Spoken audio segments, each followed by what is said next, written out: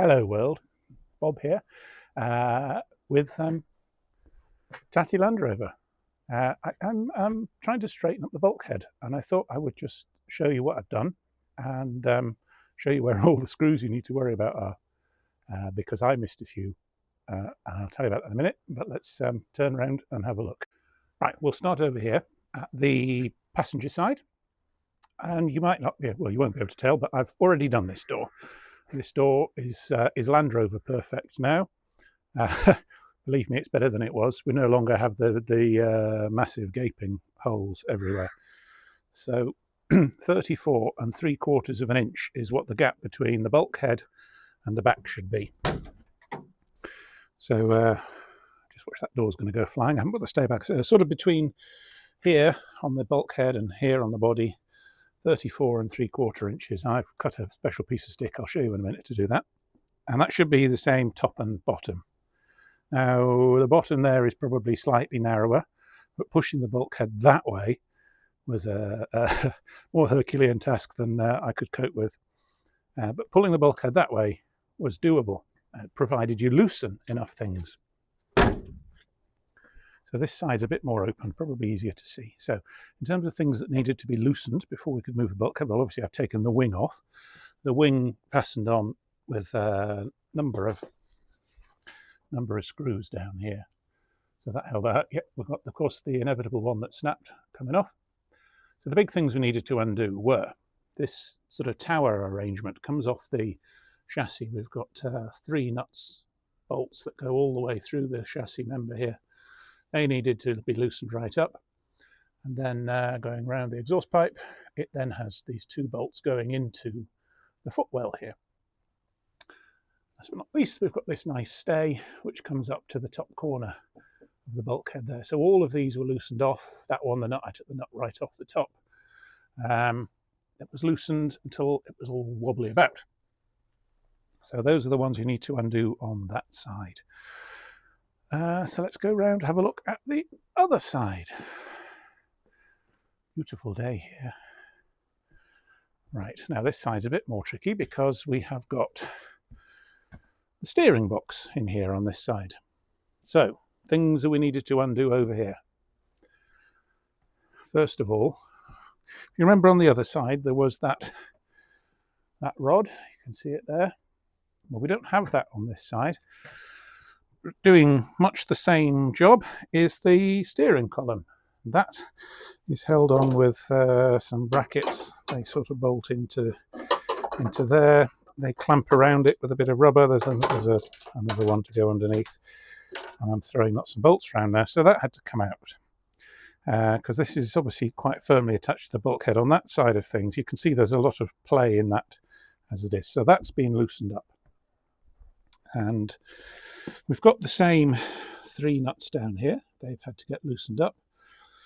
Again, I took the wing off. I don't know whether taking the wing off is necessary, but I took the wing off. It's actually quite amusing because I've never looked at it. I quite like looking at it this way. Anyway, so we've got the steering box then. We've got the same underneath here. You probably can't see them. There's 2 screw holes, 2 bolt holes in there, just like on the other side. But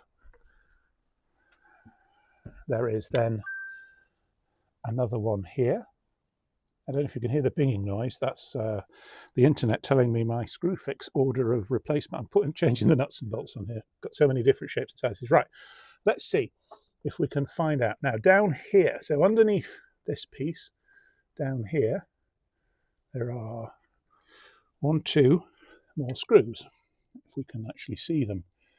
In there, can we see the holes? Maybe not that. So there's 2 more screws go through this plate here. And then just to make it really exciting, this is the steering arm here. There are another 2 screws in back there going into the bulkhead. So that's 4 of them all together in here, holding the bulkhead, holding the footwell, with this 5th one up at the top. Plus the 2 that are the same on the other side. Now, the first time I did this job, I got some of them over there, but I failed to spot the other 2. So I then went on to the next stage of the operation, and I'm funny view here because I'm trying to work past the wheelie bin. So this is the arrangement I've come up with. This is basically what you do. You loosen everything up, you put a big ratchet strap, and you literally squeeze the door in to the size you want it, and then you tighten everything up madly. You undo the ratchet strap, and ta-da, fine. Only the first time I did it, I did all that, tighten it. Really took a lot of pressure to tighten that up, to pull the gap shut. I've also loosened the windscreen and along the top. I don't know whether that's necessary, but I've done it. Tightened all that up, undid the ratchet strap, and twang, the whole Land Rover just went back to where it was before.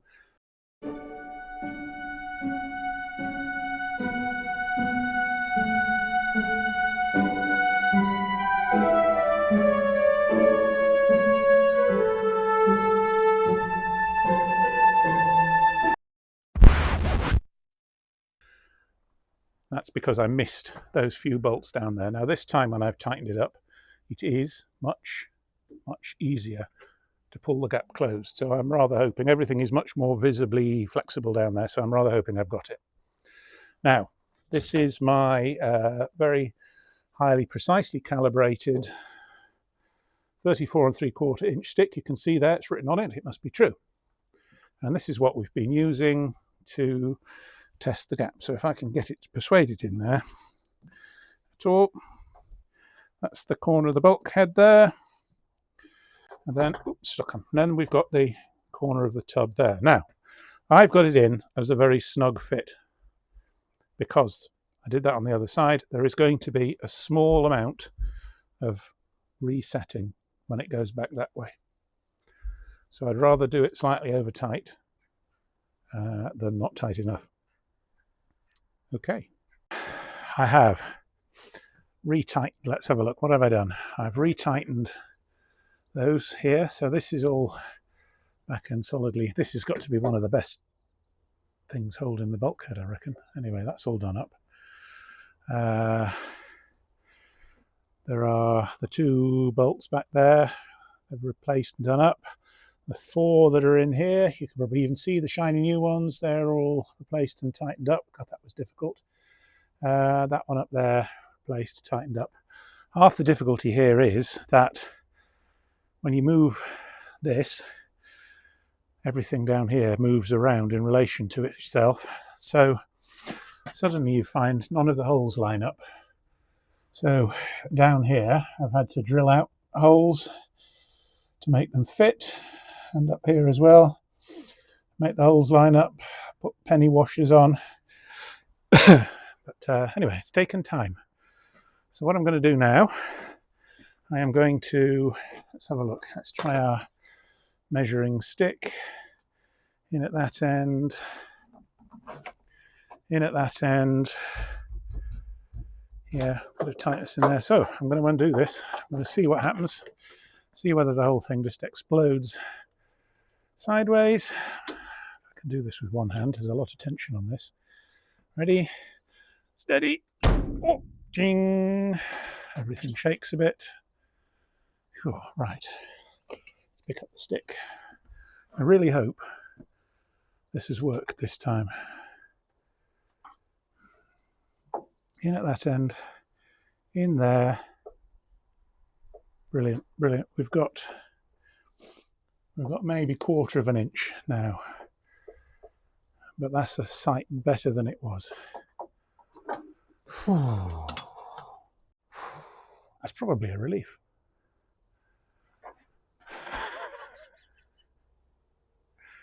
Hey ho. I ought to try sitting the door on here now and see what happens. Right, and there we go. Let's just give it a good slam. That worked well. Yeah. Again, it's Land Rover standard fit, but what you will notice is that there are no actual gaps. I had to adjust this hinge right forwards, and I've got the kit for rebuilding these hinges. There's a lot of slop in there, which doesn't help. And then I'm going to have to, oh look, upside down vision. I'm going to have to adjust the latch there because that's been adjusted for a big gap, as you can see, with all those spaces. But otherwise, muy bien. Right, that's a day done. Oh, somebody in the kitchen. While all this is off, the plans are, this is steering box. I've got a kit to rebuild this because it leaks like a sieve. There's no particularly bad slop in it. I'm quite happy with the way the steering works, but I've topped it up and everything fell straight out on the garage floor. So I'm not going to use all the rebuild kits, just the bits, just the gaskets. We'll reseal these two panels here. I think that's probably all that needs doing. Probably while the access is easy, I'll take the injectors out. I'm going to clean and overhaul those. And I've got a shroud to put on the fan. I might see about doing that while I've got access. Otherwise, I'm going to put good old Tatty away before it rains, which is threatening to do. Beyond that, that's been a job on my list for over a year now. When all is said and done, there she is. Good day's work. And with that, I shall say, bob out.